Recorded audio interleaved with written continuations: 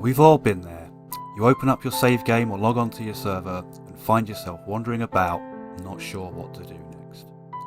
The perfect base is finished, you've got all the enchanted tools and armour, the farms are giving you all the resources you could ever need, you've killed the Ender Dragon and summoned enough withers to destroy every village between here and the Farlands. The best, and sometimes the worst thing about playing the craft is how open-ended it is. And many's the time I've wanted to settle into a nice long sesh, but just had no idea what my next project should be. And I'm sure I'm not the only one to find myself in this predicament. You could not live with your lack of inspiration.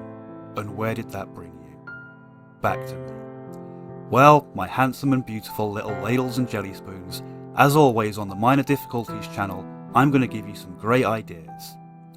I'm going to give you great ideas until you beg me to stop. In this episode, we're going to be taking a quick look at 3 big ideas, and if any of them tickle your fancy, each one is going to have its own little spin-off video where we take a deep dive into the concept and hopefully give you a load of great ideas for you to steal, add into your builds. First up, we have your number 1 go-to build for when you're struggling for inspiration, and that's a zoo. It's simple, it's classic, it's timeless, and it's an easy thing to do. One of the great things about Minecraft is that there are so many different animals and creatures in the game that you've got the potential to build a really big zoo with a lot of different variety.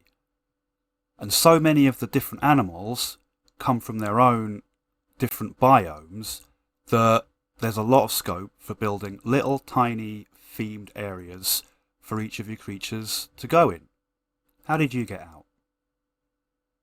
Yeah, that's what I thought. If you're wandering around your world with nothing to do, scratching your head, struggling for ideas, and you don't have a zoo, then my dude, my dear sweet dude, what are you even doing? It's as simple as picking an animal and building them a little area as similar to the biome that they live in as possible. And there are many different biomes to choose from. And many different animals you can have. You can even have areas for different types of mobs. But for me, the one golden rule about building your zoo is no farm animals. No cows, no sheeps, no chickens. These are farm animals, not zoo animals. And if you want to see more, then follow the link in the corner to the full tour of my Minecraft zoo. Next up, building something up in the air is essentially no more difficult than building something down on the ground. And the results can be something quite impressive. All you need to do is pick a spot and then pillar up using a column of dirt, or, if you're a fancy boy, pile up a load of scaffolding, and then climb yourself up to the top, and then when you're at the height you want to be, all you need to do is do the old Minecraft crouch, backwards walk, block placing shuffle until you've got yourself a nice big platform to start building on. And once you've got that, it's as easy as building something on the ground.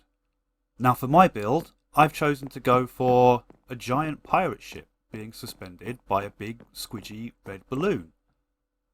I decided that I wanted to build something up in the air above this sprawling medieval village, and I thought a plane or a blimp or something like that isn't really on theme.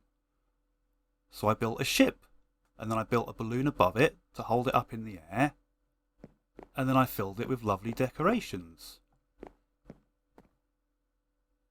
Little pro tip, if you're looking to put cannons on things, anvils make a really good substitute. And of course, we've got the captain's quarters. This was my base for a little while that I lived in while working on other projects. We've got a giant map of the area. And all my hoarded treasure and loot on display for all the world to see. And if we go up to the crow's nest, We have a bubble elevator that takes you right through the middle to the crow's nest, where you have an epic view of the entire surrounding area. And if giant whimsical airships aren't your thing, then how about a giant floating cloud base? How about a giant floating cloud base with a palace made out of water on top of it? Or if a floating cloud base doesn't do it for you, then how about your very own floating glass-bottomed swimming pool? With bar area, beach towels and a radio, a diving board, and its own giant rubber ducky. Or if you've got an elytra, you can build yourself a flying racecourse for you and your friends to try and compete and get the fastest time. Oops. But the thing that I cannot emphasize enough is building things up in the air is a hell of a lot easier than it looks, and the results can be really quite impressive. And if either of those don't float your boat, then how about a giant spooky mansion? This was originally supposed to look like the house from the Addams Family, but as so often happens when you're building things in Minecraft, the end result is never quite what you expected it to look like from the start. And going inside, we've got all kinds of spooky stuff. We've got a giant stag's head on the wall, or something close to it. The biggest fireplace you could ever hope to have. We've got a giant bearskin rug. We've got a little conservatory full of dead plants and cobwebs. Over here we've got one of the cruelest things, a poor little sheep tied to a bunch of pictures of lamb chops. We've got a spooky overgrown library tucked away in the corner, a workshop, a coffin. If we go up the twisting spiral staircase, it takes us to the bedroom with a demolished roof and a giant creepy tower. And of course, most importantly for a spooky mansion,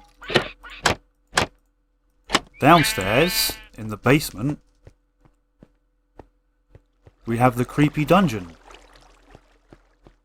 with a couple of mobs that I managed to catch and lock away in these cages, and a couple of peculiar torture devices, and some blood spilt on the floor running down into the drain. And that's your spooky mansion. And all that's left to say is that I've been your devastatingly creative, yet humble and modest host, Dean of the Dead. This has been Minor Difficulties. And if any of these have given you the spark of inspiration and you want more tips on the little details and flourishes to really bring your build to life and make it pop, or you just like having a good old nosy around someone else's Minecraft world, then we've got links to mini tours to each of the free builds being delivered directly into your eyeballs and earballs in just the briefest of moments. And if you've seen enough and you don't want to know any more, well then you can jolly well Do you have any idea what percentage of people make it to the ends of these videos? I do, and it's not so much. So if you made it this far, seriously, thank you. I know it's a cliche to beg for likes and subs and comments, and I'm not chasing after fame or YouTube bucks. I just want to know that someone watching enjoyed my stuff and that they want to see more. Makes me do a little happy dance.